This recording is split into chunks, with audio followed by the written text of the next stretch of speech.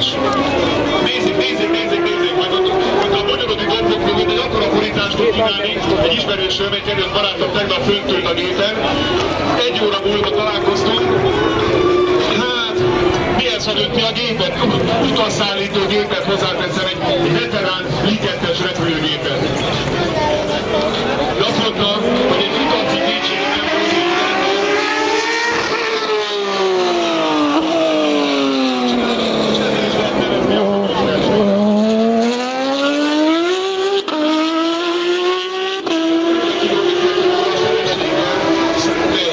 Mondjuk egy Boeing gépen ezt nem lehetne megcsinálni, mert annak sokkal magasabb van az úgynevezett átbukási határa.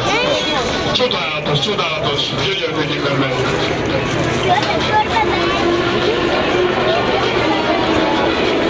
Iszonyat közel jön. Ott föntről meg mit látnak, milyen sokan vagyunk ma itt. Úgyhogy ennyi. Itt is jól érezzük, akkor megölünk.